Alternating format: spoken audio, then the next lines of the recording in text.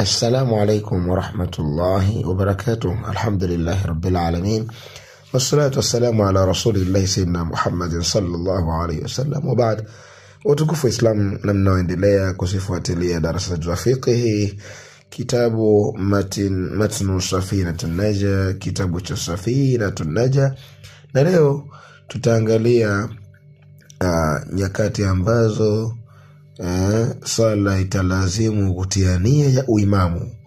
Kuna swala tunajua kwamba maamuma anaposwalishwa kwake lazima atie nia ya umaamuma atie nia kusema kwa maamuma lillahi ta'ala kwamba yeye ni maamuma, anamfuata imamu.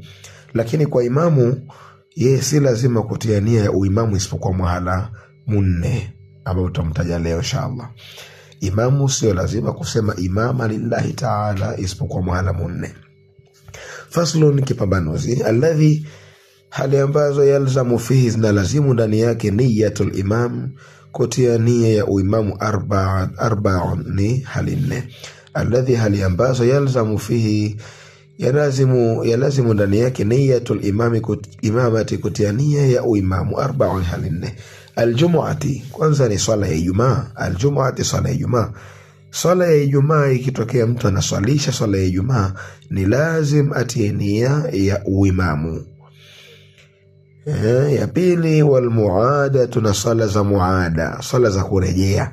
Mathalan, ameswali mtu wa dhuhuri, ikatokea akaswali peke yake, likatokea kundi au watu wataka kuswali jamaa swala ya dhuhuri, ana uwezo wa kurejea tena swala ya dhuhuri kwa jamaa.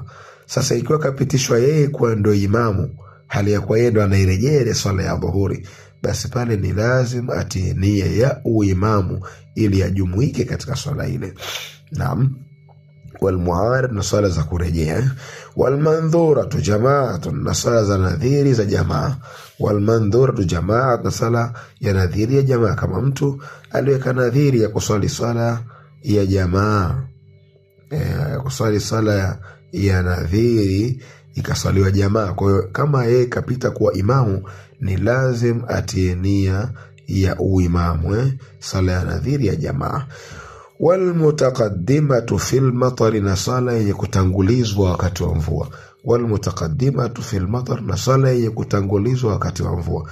Hapa kidogo kuna masala marefu, lakini nitapita kwa ufupi tu kwamba tutakaposoma swala ya safar, tutakaposoma swala ya jamu taqdim, swala ya kutanguliza na swala ya kuchelewesha, tutakuta kuna swala moja ya kutangulizwa inaweza swala ya baadaye kutangulizwa. Sasa kwa sababu ya mvua kubwa, kiza, hali ya hewa, watu waswali mathalan magharibi, lakini imamu akaona hali hii watu wakitawanyika hapa, kurudi ni shida kutokana na hali ya hewa ilivyo mbaya sana, mvua kubwa sana, kiza, watu watapata shida kurudi tena.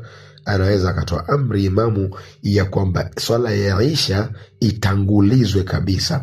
Sasa haiwezi kuwa ni swala ya mtu peke yake, lazima iwe jamaa. Kwa hiyo pale kama ikitokea mtu akaswalisha swala hiyo ya kutangulizwa kwa namna kama hiyo, basi ni lazima atie nia ya uimamu. Tutaiona zaidi mbele swala inayotangulizwa kwa ajili ya mvua katika milango inayofuatia, hasa katika mlango wa swala ya kutanguliza au kuchelewesha safari inshallah. Wabillahi tawfiq, wa hadha, assalamu alaykum wa rahmatullahi wa barakatuh.